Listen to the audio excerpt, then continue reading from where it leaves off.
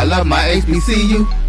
And boy, I love it, love it. I love it, love it. I love my HBCU. And man, I hope my team they won one. Yeah. I hope my team they won one. Yeah. Man.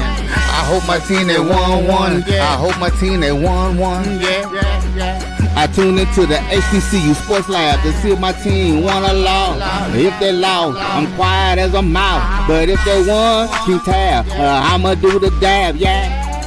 Dr. Cavil, he know what he be talking about. Mike and Charles, they know what they be talking about.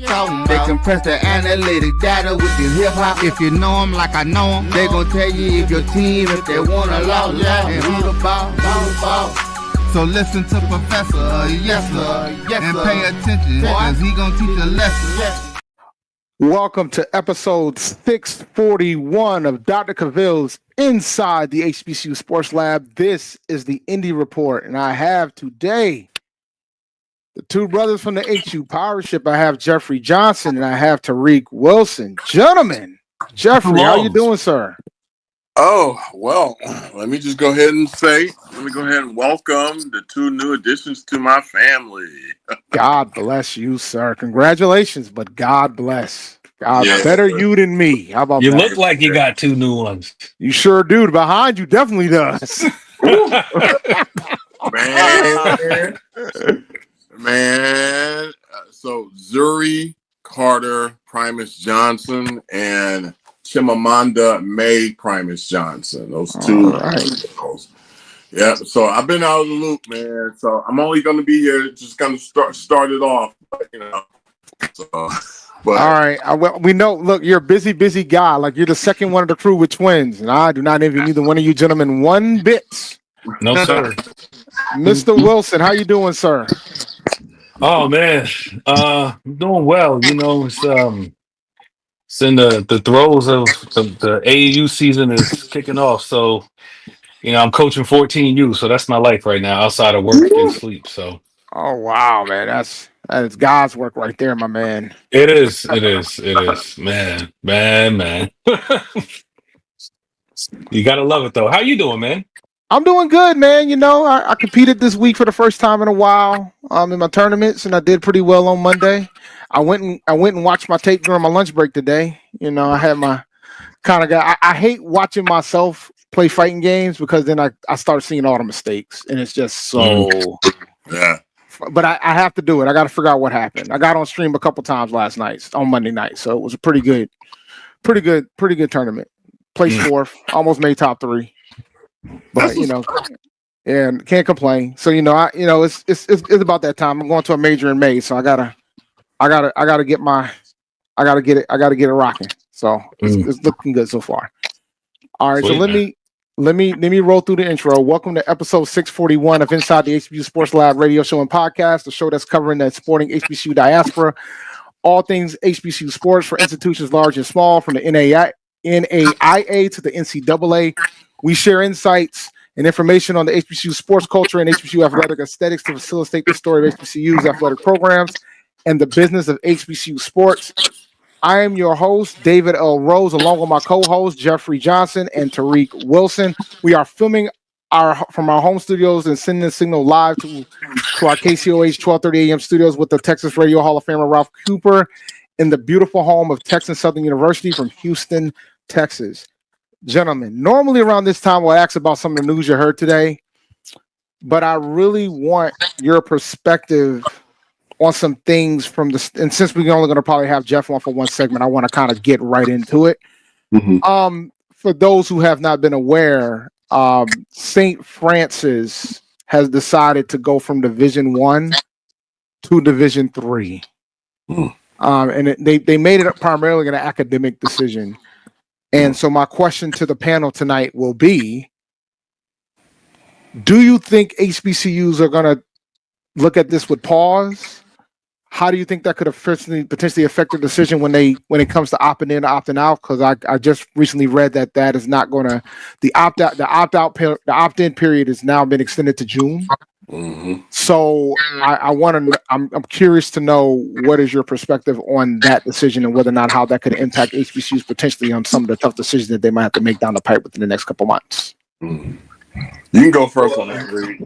Well, I still have not gotten a clear answer about whether or not opting in or opting out, how it benefits a college. So why I know Hampton's opted in because the CAA has decided to, or they kind of had like a gentle person's agreement to do it. But I don't understand why. I don't understand the economic. But so do you understand? Well, maybe that'll help me inform my decision. But Well, so some of it is about revenue sharing.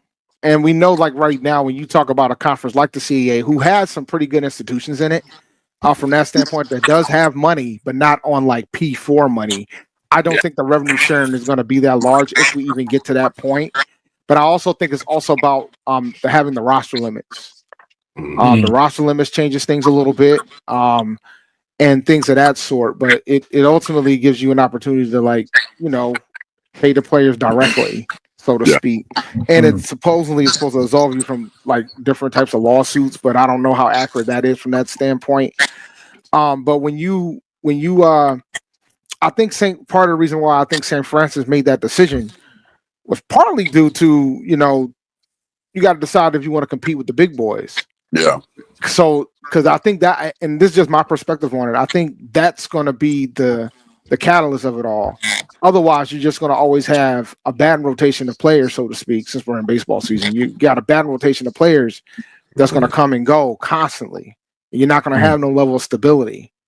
So I just think it's going to be fascinating to see what path certain HBCUs go. Now, granted, while the CAA as a conference agreed, we already had one that have already announced that they're going to delay a year. William & Mary decided to delay until 2026. Yeah. Before they opt in. So they're going to be opting out for the first year. They're doing a wait and see approach, and I can respect that, right? There's some schools that are going to do wait and see. A&T opted in. Before the CAA made the announcement, they made it clear to their alumni that they were planning on opting in. So, okay, go ahead, Jeff. But I have a larger thought on this whole thing. But I'll go after you. I mean, my question is all of this sustainable? Primarily for the smaller fish in the pond. I mean, I'm cool with opting in. I understand why we're opting in. I know that Hampton has put, I would say, everything in place for us to be successful. I'm with opting in.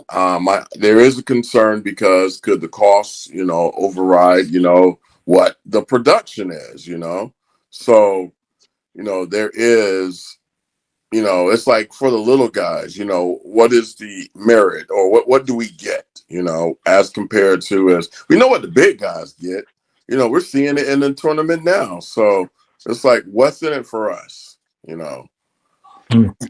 talk about the big guys. Somebody tweeted a picture of the teams that are in the Sweet 16, but they did it by the 5 starting players for each team in the Sweet 16 and the schools that they started in.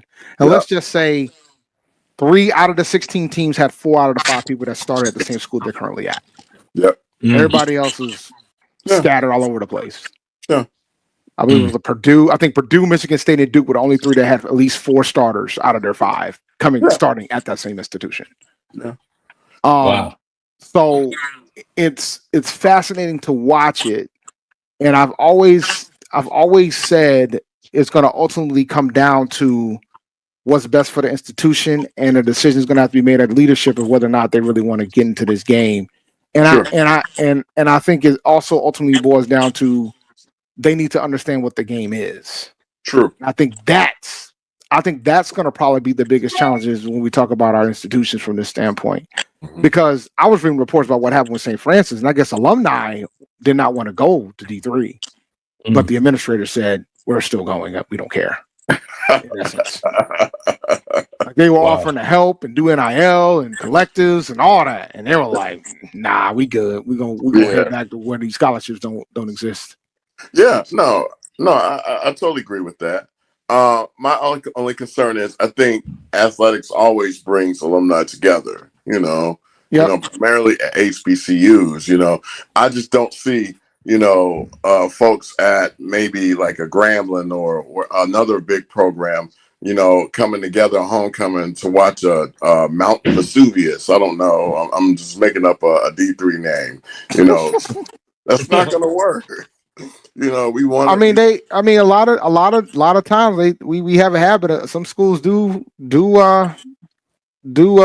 have UL and Lincoln University, California as a homecoming opponent, so maybe they would. I mean, that a homecoming opponent, but like just a regular season game against Fort Union. I'm making up names. Port Bend, Utah Community, University.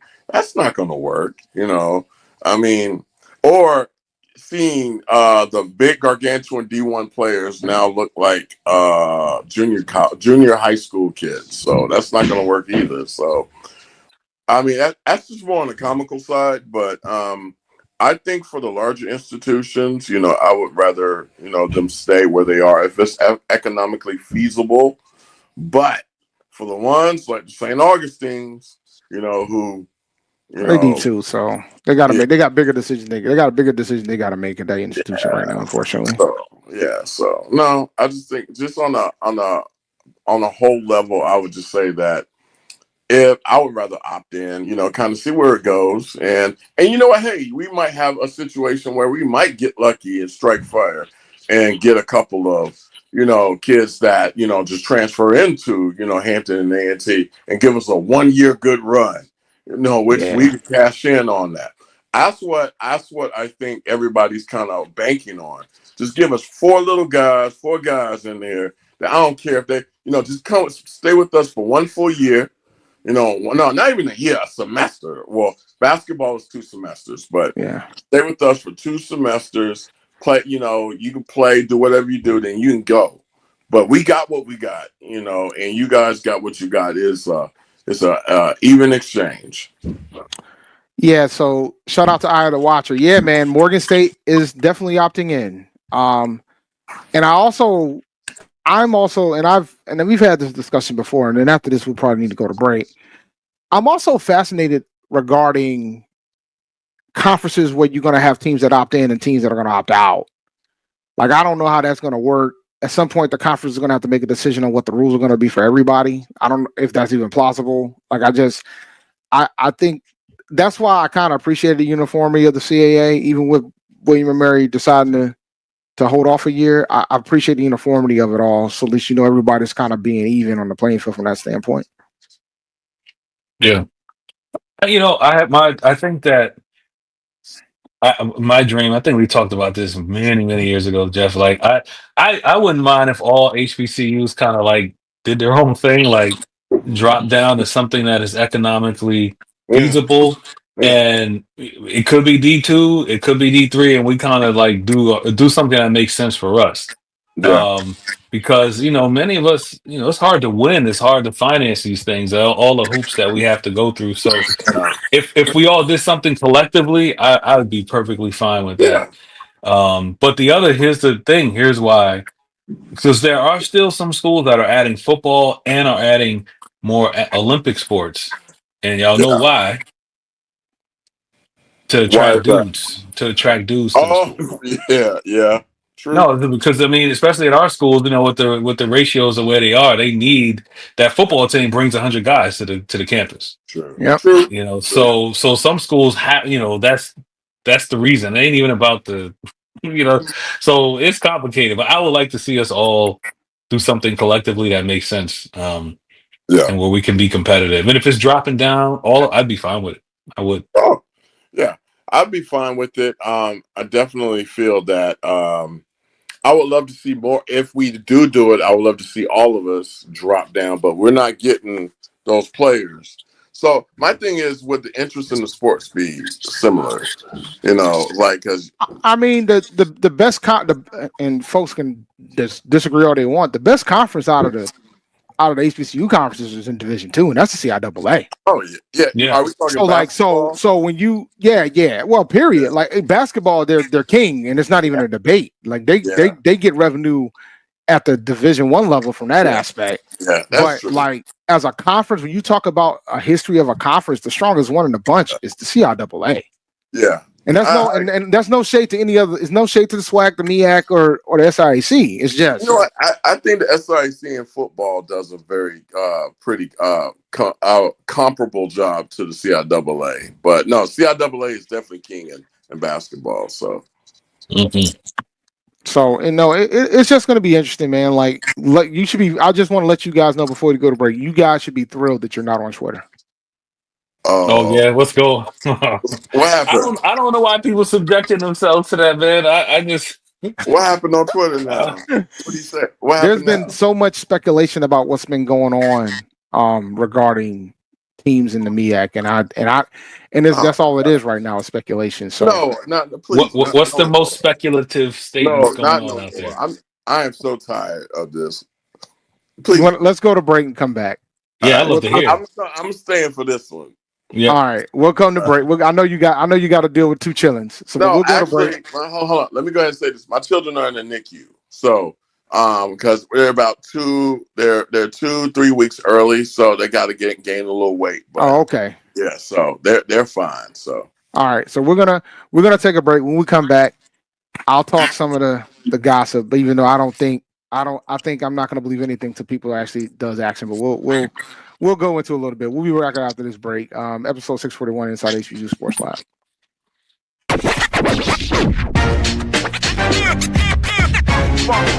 It's like a loot machine. All around town, people trying to get down.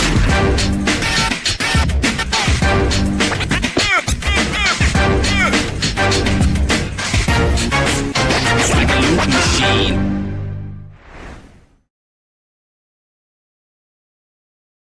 You're looking for the latest information on Southern University sports, the Southwestern Athletic Conference, and HBCU athletics. There's only one place to go. Tune in to the Carlos Brown Show, exclusively on the Black College Sports Network. It's never too early to plant the seed, to share the tradition, and instill a sense of pride in your HBCU with your little ones. HBCU Pride and Joy Children's Boutique helps you share your school spirit with a wide selection of adorable kids apparel and accessories officially licensed from your favorite HBCU. Visit hbcupridejoy.com and follow us on all social media at HBCU Pride Joy on Facebook and Twitter. Hey y'all, it's your girl Sonia from She Say Sports. Make sure to check us out every Friday morning at 9 a.m. on Black College Sports Network, YouTube, and Linktree. And please don't forget to subscribe to our YouTube page.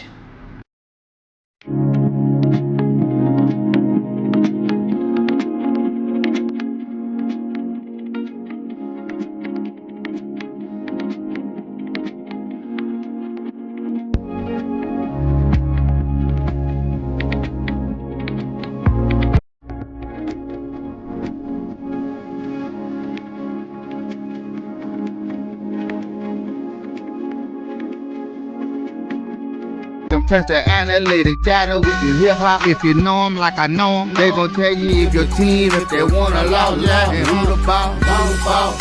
So listen to Professor, yes sir, and pay attention, cause he gon' teach a lesson.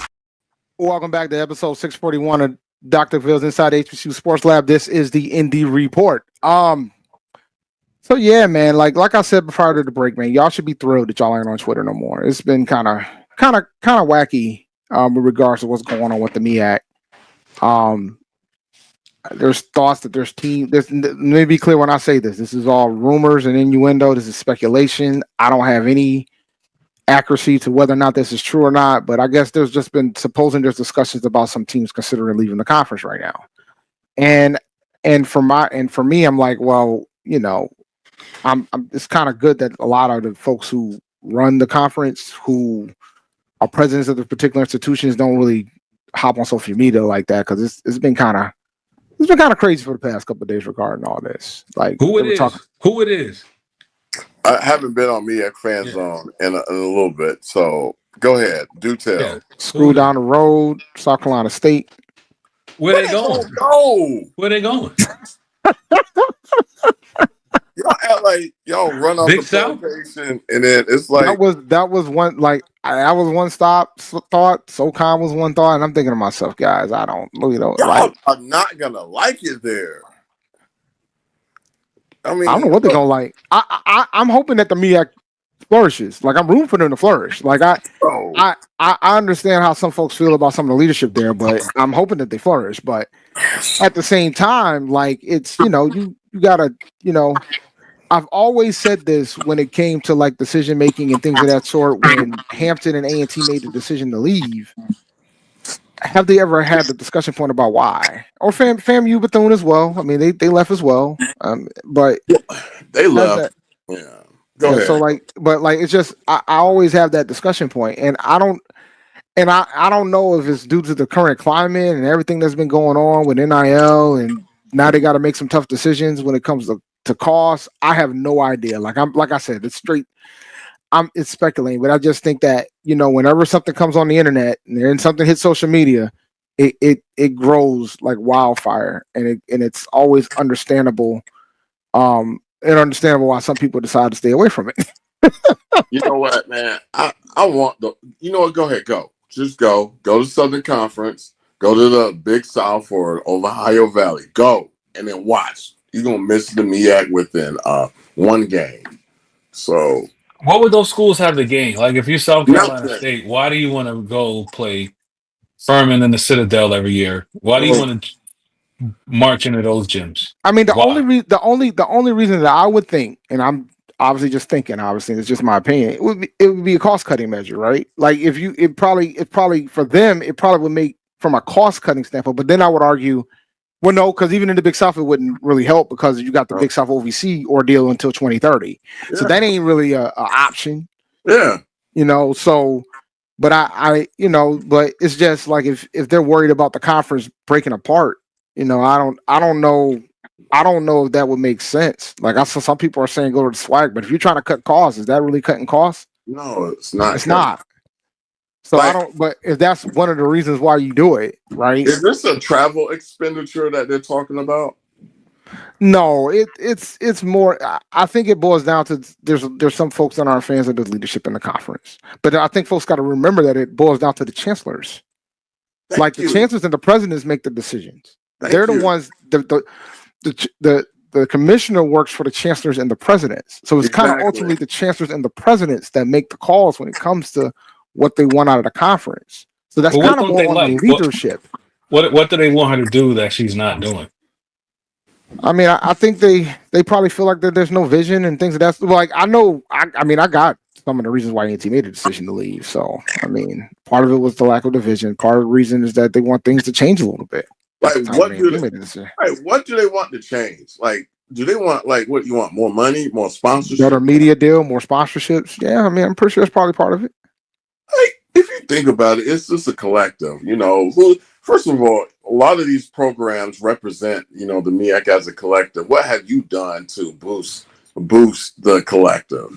That's what I want to tell you. What are you selling? As a school, what are you selling? Like, if you are a media partner, why are you buying? And it's no shade at all. Why are you buying? Why are you buying Central and Coppin State? What are you buying? No shade. Like, what's the sell? What is she selling? Yeah. How can you sell Coppin State? And they better not be talking. How can you sell Maryland Eastern Shore? And they better not be talking. You can sell North Carolina Central. You can sell Howard. you definitely sell Howard. So Howard, you could sell Morgan's the third largest HBCU in the country. You can sell Morgan. You can sell you have strong brands. You have major media markets. You should be able to sell that. Well, it sounds like they probably need to get on the ones who ain't selling. Like Delaware State, what we doing over here? I think it's gonna be fascinating to see the Deshaun Jackson experience at Del State. I'm kind of fascinated to see how that's gonna go. It's gonna be fascinating either way. I have a take. I think Del State's probably gonna end up in a better situation than Norfolk when this is all said and done. That's tough. You must know something I don't know. Mike Vick bringing in like scab players from Hampton that never played.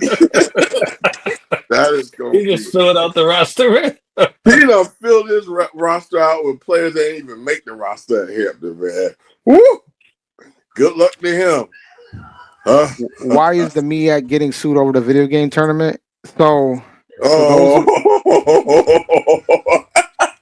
you know what's funny, man? I've been covering this story for a while. I've been covering this story for a while, and it ultimately boils down to, I guess, when they had the tournament, the basketball tournament a few years ago, they didn't pay the players. Ultimately, from what I understand, they didn't pay the players. And so were they supposed to? Yes, they were supposed to. Yes, they were supposed to. To the point where the previous year, the players boycotted. Like they because they didn't get paid for the previous year, the players boycotted and decided not to come. I think only Maryland Eastern Shore showed up, so they were the champions. But then, and how I got wind of it was I was picking on my partner. Shout out to Markham Banks, who does a show with me on MD on Thursday nights. I was picking on my partner because he's the Morgan State grad and talked about how there's another championship that you can't win. You can't even win esports. And then the next thing I know, I get tweets from players from Morgan State and players from Howard. When you got those two agreeing, saying that they didn't get paid, then yeah. So then that's when I knew something was up. Then I started doing some digging and learned that they weren't compensated, and So this is my thing. It's like, I think sometimes leadership is always slow to grasp the new trends, primarily HBCUs, Well, to go back to the esports thing, right? As somebody that is involved in the esports program at A&T, I could tell you right now that I think that's the biggest challenge when you get into esports, right? I think a lot of our folks, our leadership, because I want to be fair, right? Because I know folks are like, oh, you're just going to no. I'm going to be fair. I think A&T getting it off the ground was good, but I think now that they got it off the ground, I don't think they fully understand what esports is. Yeah. And I think because of their lack of understanding about what esports is going to potentially crumble. Because the reality is the students don't really need them to have the program. They can do it on their own because they've been doing it on their own since I was a student. Yeah. They can organize their own tournaments. They can do all that without the logo. And I think our institutions have to embrace it and understand what it is, because there's big money in it if you want to go after it. Because there's a lot of talent on that campus. Yeah. A&T had the number one Madden player in the country on the campus. And why hasn't the school? Man, what his grades look like, man? His grades are phenomenal. Most gamers have pretty good grades. It's kind of like band. Wow. Okay. As long as he got good grades, I'm cool. No, he graduated. He graduated. No, but he, there's some really good players on the yard, and there always has been, because you can, and it's easier to get better faster. That's what you want to do if you got the passion to do it. And it's always some sort of old dude, man. These kids over here playing these video games. He can't make no money. Hey, that's almost me. That's me. They don't know. I mean, kids over here playing. They don't know nothing about that. It's like those people got to go. You've been in the institution for 50 years. Leave. It's a hard sell, man. I mean, I don't. I play, but I don't understand how it relates to college campuses. So it's funny. Yeah. When somebody just lay it out for me, I could do it. But it's funny when I went to because I was doing all these college tours, and we went to the University of Buffalo in Buffalo, New York, and they showed us the esports area. And let me tell you guys something, man. And like they have they have a Smash Brothers team, which is like a fighting game with Nintendo characters. They had a Smash Brothers team that like ain't lost a game in like 3 years. Stop. And the way that the room's set up is based on your studies. If your grades fall, you're not allowed in. Like you have a limit of how much you can play, and they got a phenomenal area. I mean, a phenomenal area, and it's always packed. It was packed when we walked through it. So like, and there's certain, and like during finals you can't play in there. Like it's set up nice, PCs pristine. But I just think that when you talk about, I think we're leaving money on the table. I really do. I think we're leaving money on the table. Yeah, like I know, like Howard and Morgan had Call of Duty teams that took home close to $100,000 a piece. Yeah, for a weekend's worth of work. Like you know. So I think if we don't take the time to, even if it's a situation where you think it's just a matter of leadership not knowing, not knowing and understanding what it means, it doesn't hurt to listen to people who do. Agree. And I think that's been the biggest challenge from that standpoint. And that includes within the conference too. So like, I think if you're not good at something and you got people that are willing to help and understand what the landscape is, listen to them. Yeah. Right. You know, just that's where I'm at when it comes to it. And I think that's the biggest challenge right now in my alma mater. Like they hired somebody in the room and they're not listening to them.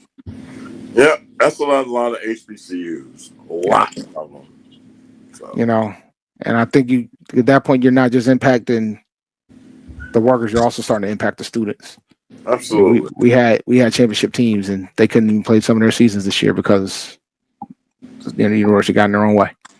Pretty much. So, you know, I so for me that makes it discouraging from that standpoint, just to be fair. But nah, you know, Johnny Thornton is I mean, I don't know how accurate it is, but I don't think nobody's leaving that conference anytime. Going back to what was going on with the MEAC, I don't think nobody's leaving that conference anytime soon. No. I mean, I would say don't judge what Hampton A&T did. You know, definitely don't judge us by it. I mean, no, I'm not saying it in a bad way. It's the way you said it, man. Right. Whether you said it in a bad way or not, it was the way you said it. It was definitely don't judge us. We went to the Big South and we stunk up the Big South. We didn't win nothing in there. Y'all didn't win no championships while you were in there? Nope. Oh, nah.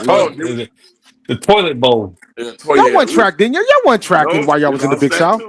Nah. Are you serious? Yeah, we didn't win nothing in there. Only thing that I would say, the only bit of success that we had was we were third in football, and we went to the Big South final tournament game. I remember when y'all did that. That was a crazy run y'all did in the tournament. Verse Winthrop. So that was the most success that we had there. And then when, you know, change the AD came in and you saw some success now. So, yeah. But, I just think more like, because they're looking at, oh, man, Hampton looking good, A&T looking good. Yeah, we are, but I don't we're in a good place. I mean, you know, the championships are starting to show up. Yeah, like, you know, we're A&T got A&T got 2 in the CIAA. They got two in the MEAC right now, you know. Yeah, we're in a good place, but I mean, Del State, you ain't gonna be in a good place if you come into the CAA. You know, I mean, maybe in bowling or something. Whoever got that bowling team, but I mean, well, yeah, it's funny because the bowling brackets came out today. A&T won the MEAC title. They won the regular season and they won the tournament. So they got the at-large bid for the MEAC. MEAC didn't get 2 teams this year. Crazy enough. So you know, A&T scheduled to play Louisiana Tech this weekend. Ooh, okay. So it should be interesting. Out in Rochester. I wish I had the bandwidth to get out there, but that's a long ride, bro. It's like a 5-hour ride. I don't know if I'm a. Let me ask you a question. A question then. Which MEAC school is in a good position to move to their nearest conference? Like, be competitive, be full-fledged members to wherever they're going. That's Howard. a good one. That's Howard. A good one. You say Howard. Howard could go to the CAA and be competitive in track. Yeah. Be competitive in volleyball. Yeah. Be competitive in softball. Yeah. Football's gonna take some time. I don't think basketball. There could be. I think they'll be competitive in basketball a little bit too. Yeah. I don't think softball. Have you seen their softball facility? They have one? I'm serious. I didn't even know where they play. They don't. They got a pretty good team though. It's a park across the street from the school. That one. That's where they play. Where the swimming. They would win the CAA in swimming. Oh yeah. You seen their pool? Look, man, they out here killing in the NEC. Like I don't know what. They winning it in the NEC. So I watched the softball game. I watched it while I do my little job. It's right across the street from where I used to live, man. Them junkies be out there cheering too. So I don't think But the now CAA program would like to be in that softball park after dark. Go ahead. oh Lord have mercy. Here you go. I'm keeping it real. No, well, first of all, we got a super chat. So shout out to Johnny Thornton for the super chat. Really appreciate it, my man.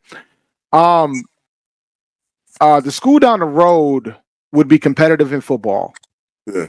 But that'll be it. That's the list. Like I don't like I mean basketball, maybe the men's side. Yeah. And that's it. Norfolk will be competitive in men's and women's basketball. They would probably the women would have won CAA this year. You can't convince me otherwise. Rough shot. They would win. They would have won the CAA this year. I would not. Easy.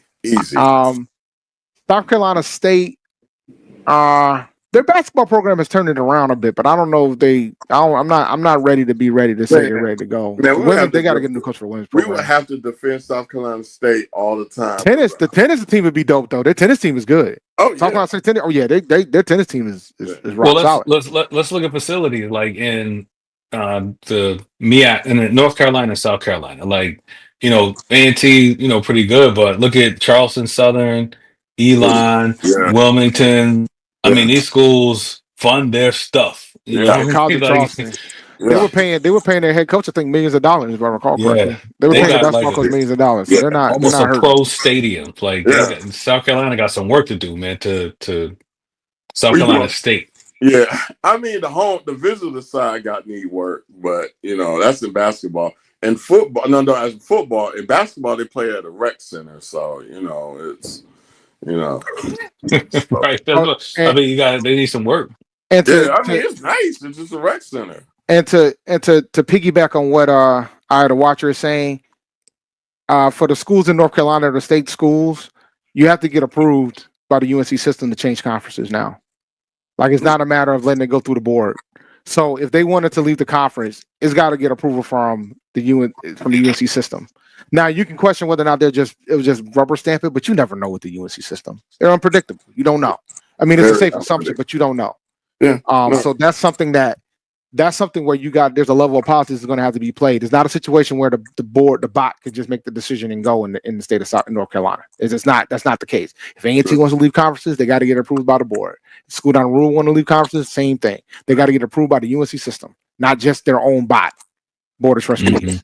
They got to go through two lines to get the approval. So even if the board of trustees at that particular institution says, yes, we want to move to a conference, the UNC system can say, no, you're not. You're staying right where you are. And that applies to all of them. All 16 of them. So if UNC Wilmington wants to go to a different conference, go to the A10, they got to get approved by the UNC system. Okay. If UNCG wants to leave the SoCon to go to the CIAA or wherever they want to go, to the Big South, they got to get approved by the board. Fayetteville State want to leave and go. They got to get approved by the board. They got to get approved by the UNC system board. They got to get through their bot first. Which, if that's what they want to do, that's what they'll let it go to the board. But it's got to get approved by the board. Winston-Salem State, same thing. There's 16 UNC systems, and I believe 5 are HBCUs, if I recall correctly. So just an FYI for folks who don't know that in the state of North Carolina, they passed that law I think a year or so ago. Gotcha. Well, it was in their bylaws, so to speak. So just keep that in mind. So when we always have this speculation about who's going to go where, blah blah blah, it's not cut and dry. In North Carolina, it's a little bit different. It's going to take more. Gotcha. But anywho, man, all right, we're gonna go to break. We ain't really talked too much sports. Something good. That was a good one though. Yeah, we'll do our last break, and then when we come back, we can talk about. I know you got to run. Yeah, man, gotta go see them two girlies. As you should. All right, congratulations again. Appreciate when we come back, I guess we'll talk about some women's basketball. We had a couple that played in the postseason. See if some of you guys, if you watched it. But we'll be right back. This is episode 641 of Dr. Cavil's Inside the HBCU Sports Lab. Let's face it, shopping for insurance can be time consuming. That's why when it comes to your auto, home, and life insurance needs, make things simple and trust the experts at Allstate. They will help you get the coverage that fits your needs while helping you bundle your life, home, and auto policies. Bundling saves you money, sure, but it also saves you time, so you can enjoy the things that matter most even more. Contact me Tammy Haynes, your local agent, for a free personalized insurance quote. Allstate, are you in good hands? There's a shot. To right. Might be. It could be. Right field. Grand slam. What a shot. That's how you get hot, young fella.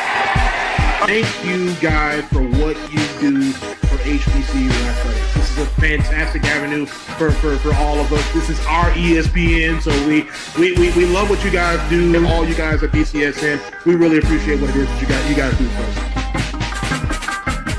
Are you hungry for authentic Caribbean food like jerk chicken, oxtail, red snapper, shrimp, tofu, and rasta pasta? Well, find your way over to Mango's Caribbean Restaurant, 180 Auburn Avenue, right next to Royal Peacock in downtown Atlanta. Them belly full, but we hungry. Mango's Caribbean Restaurant, open daily from 11 a.m. to 10 p.m. And on Friday and Saturday, we're open till 4 a.m. Come to Mango's and put some spice in your life. Oh, we've got a good thing going.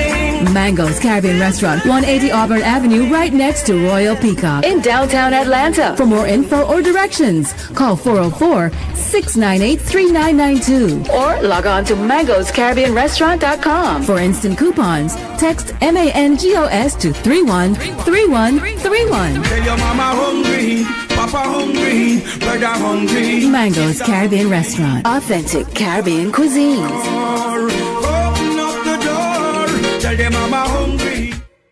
The Cavil Group is a Florida-based marketing and training consulting firm. We help businesses communicate to their target audience and engage them in conversation. We also help to expand their audiences, which will ultimately result in growth for those organizations. In addition to being a certified constant contact specialist, my colleagues and I are also certified in John Maxwell Leadership Principles. We use these proven principles to conduct workshops, training, and private coaching sessions for individuals and companies looking to take things to the next level. Contact us to schedule a free consultation. Issues today, don't delay, call Cavil. Compress the analytic data with your hip hop. If you know them like I know them, they gon' tell you if your team, if they wanna lose, and who the ball. So listen to Professor, yes sir, and pay attention, cause he gonna teach a lesson. Welcome back to Dr. Cavil's Inside the HBCU Sports Lab. I know that Jeffrey Johnson's got to go see his new chillins, his twins. Nothing wrong with that.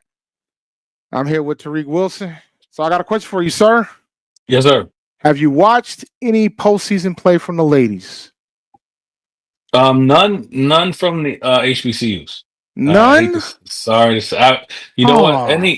Any basketball that I've watched has really been accidental, except for the opening days of the tournament.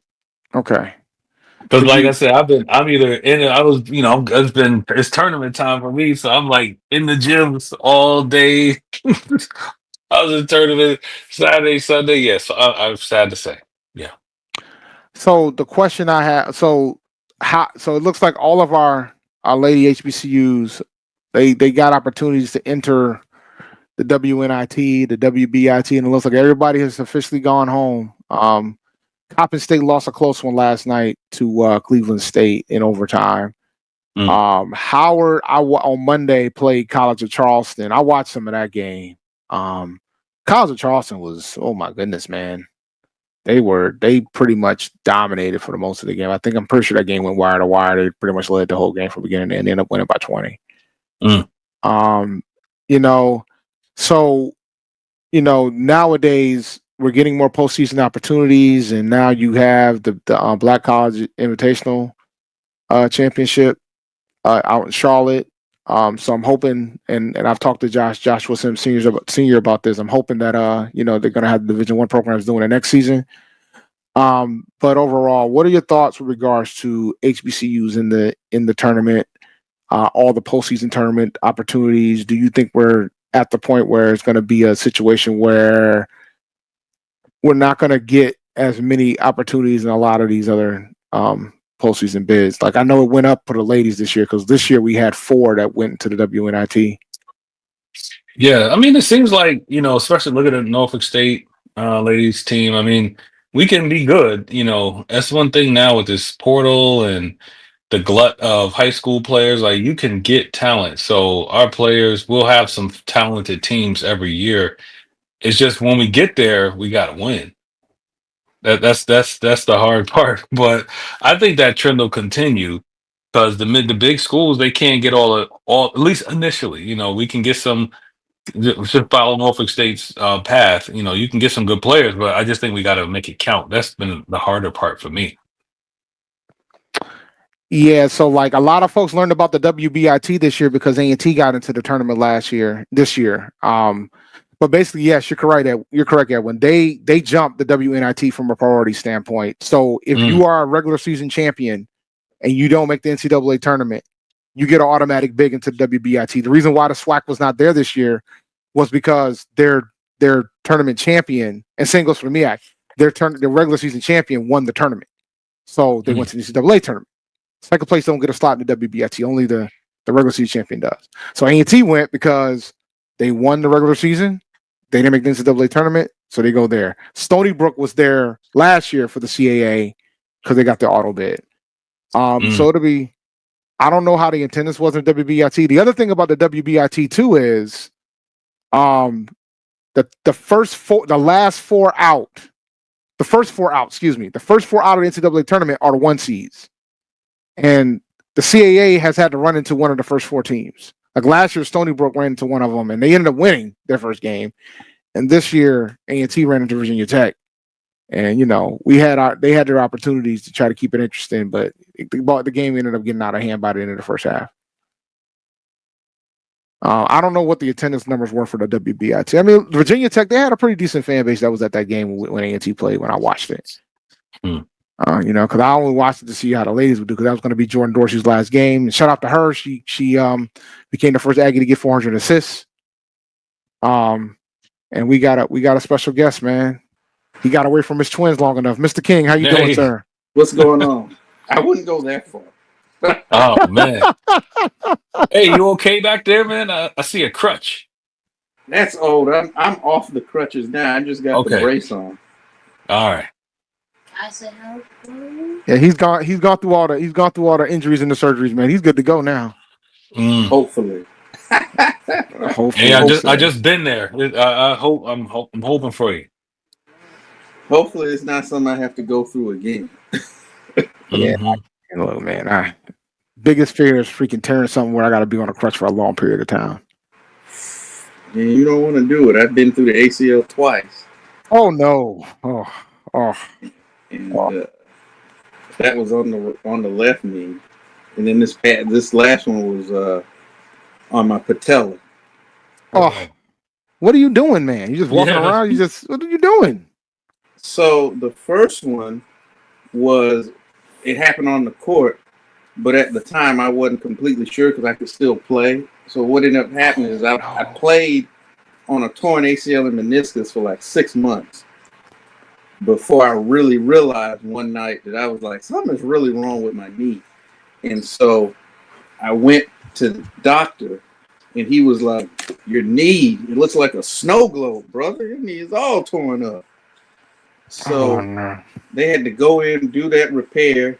The surgery took an hour and a half longer because it was so much bone fragmentation in there. They had to clean that out. They had to shave down part of my fibula and my tibia because it was just pieces of bone everywhere. So it was flakes, even on the surface of the bone. So that was like a 3.5 hour surgery. And then the next time, I just twisted the wrong way lifting. And I saw my knee like it sunk down. It was like, oh Lord, what happened? So, and then this third time, it was just lifting. It was just, I got really bad luck. I got these Jabari Parker knees. So, shout out to Jabari. After throwing him on the bus about his knees. Okay. So, did you watch any women's basketball, sir? So on the HBCU side this past week, as you know. So you ain't thinking about none of that. You missed all the MEAC rumors, everything. You missed everything. I've been playing catch up, so I know about the Larry Vickers stuff. Yeah, so we didn't even talk about that. Shout out to him, man, for getting the gig at Auburn, man. It's really cool to see somebody go from HBCU to the SEC. That is awesome. I think they've got him a really good one. I'm curious to see how long they're gonna give him. They better give him long enough to do what he needs to do. Auburn was not a good program. Nah, what were they like? I think it was like 3-13. 3-13 in conference. They were not a good program. Or 3-15, we got to work miracles when we get in there. So, I mean, I think he's gonna do well. I just, it boils down to the time. It always comes down to time when it comes to that type of stuff. When it comes to that, so I'm happy for Coach Vickers, man. He did what he had to do. He was dominant in the MEAC. And I'll remind you. Did you know that they won their MEAC games by an average of 30 points in conference? I didn't know it was that much, but I can know that. Yeah, like that's how good they were last year, man. They were last season. They were good. They were ridiculous this year. Awesome. Yeah, so shout out to him. Like I'm rooting for him. I know a lot of folks feel the way about Auburn, but I'm rooting for him. I hope we can turn that program around. And he got a nice little raise to boot. I think he's getting double or triple his play. Yeah. So shout out to him in regards to that. So yeah, you're catching up. So yeah, you missed all the MEAC speculation. Yeah, what else did I miss out on? Oh, we just talked about it. They talking about teams leaving the conference. And I'm like, I don't think that's going to happen anytime soon. I'd be surprised if that was the case. That seems like that's always the rumor. It is. It's every year. It's like a cycle. Especially in the off season. Like basketball is kind of over, football. Yeah, basketball over. Nobody watching baseball because some of their teams their schools ain't got baseball teams, so they just start to. Oh man, it's time for the toss about what the MEAC is going to do. Are they going to add any teams? Are they not? Are they going to lose any teams? So it's like we need something to talk about. Let's see who's leaving. Yeah, let's see who's leaving. That speculation was hot and heavy, man. I was hearing about it all week, but we'll see. We'll see what happens. I'm fascinated to see if what I always say is June 30th is always the key date. You know what's real and what's not on June 30th. If no teams get added, if no teams leaves, that's the date you look at. That's when they got to let them know a year prior of the fiscal year, of the league year, of when you're gonna go. So June 30th. You got some time. Yeah, June 30th. June 30th, you know all the answers to your questions. If July 1st rolls around and you ain't got no announcement, no graphics from another conference, welcome this team to the blah blah blah. Then it's business as usual. Yep. Business as usual. Celebration Bowl gonna happen. Everything. I find it's portal time, transfer portal time. Oh my God, Lord! I think we've lost like 10 players at A&T on the men's side. We lost one. Yeah. We lost one young lady on the women's side to the portal. We kept the guys. I mean, I was hoping that we would keep Richard Goods. I wanted to keep Goods on the men's side. Goods, Unique, Beal, and Johnson. So far we're keeping Unique and Johnson. But Beal, man, he could play in high level D1, so I'm sure he's getting some offers. But yeah, on the women's side, I think they could turn over the whole roster. I'm gonna tell you something, man. On the men's side for A&T, we knew the three young men that got suspended indefinitely. We knew they weren't coming back. But when Lamont went into that portal, man, and then when Cheetah Kudas went to the portal, the Greek guy, the guy from Greece, the first thing I said was, if we're gonna lose this many players every single year, I got questions about whether or not this is the direction we want to go. Because now he's gonna be rebuilding the roster for the third year in a row as the coach. Yeah. Right. So now I got different questions at this point. So for me, on the men's side, I'm very concerned about that because I don't think none of those student athletes are going to be returning. On the women's side, there's one young lady that hopped into the portal. She was a freshman. She just couldn't get into the rotation, man. And so it was tough. It was a pretty big recruit for us at the time. But one thing I've learned nowadays, if these kids don't get to play, they go find somewhere else where they can play. And I can't be mad at a young lady. I can't be mad at a student athlete. That's what they want to do. No. But yeah, because like We recruited 3 true freshmen. 2 were able to get in the rotation. She just couldn't get into the rotation for one reason or another. So, but she got to walk away with a championship. So congrats to her. Good luck to her. Out to wherever she decides to go. It's going to be fascinating to see how things go with regards to that. But what about Tennessee State, man? How are you guys looking? Because I know you guys got full rebuild on the women's side, but what about on the men's side? Well, with all the attention going to what was going on with the football program, is everybody seen and their brother was hopping in the portal. We had a few on the basketball side, particularly on the men's side. So we lost by a percentage our best 3-point shooter. Lost a solid guard, and then a big man. So far. Yeah, it's early, man. I mean, the portal just opened up the other day. Add some more shooting, some more perimeter playmaking, and some size to kind of replace what we've lost on that side. You make it to the semifinals, and you want to try to continue to build on that. But with shooting is with the premium that shooting is now in basketball, to lose your best long range shooter, that could be tough. Considering he's just a freshman and is only going to get better. It's likely that when he plays his best basketball, it likely won't be in a Tennessee State uniform. I think that's the nature of the beast nowadays, man. Even you had Norfolk State's coach saying that we're pretty much glorified JUCOs now. So I think there's more and more coaches are coming to that reality, and folks are going to have to make decisions on regards to that. You see some of the bigger coaches in the bigger schools are already starting to not want to do it anymore because they're losing the control, that they can't have no consistency about it. If they're gonna, because the thing is, it's gonna be like the NBA, they can just go work from the NBA. They can just get in where they fit in from that, so to speak.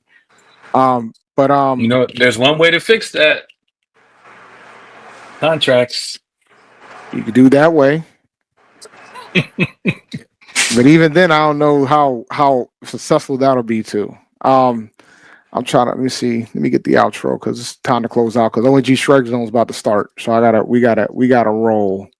Any last words before I do the outro, ladies and gentlemen?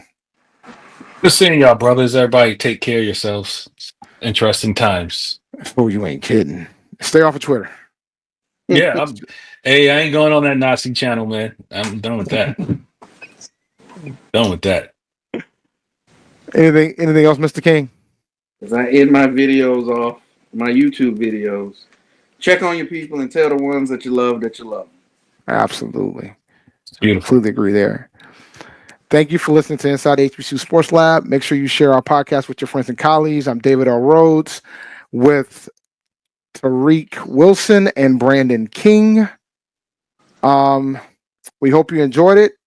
We look forward to you next week as we discuss news in the lab. Make sure you follow Dr. Kenyatta Cavil on Twitter, Facebook, and Instagram. Follow me on Twitter at ChampD1012. Go to hupowership.com to check out Tariq and Jeff Johnson and the things when it comes to Hampton athletics. And check out sneakershoptalk.com with Brandon King. Dream big and continue to move forward. We'll talk to you soon. Reek. Of course. Brandon. Lecture. Dismissed.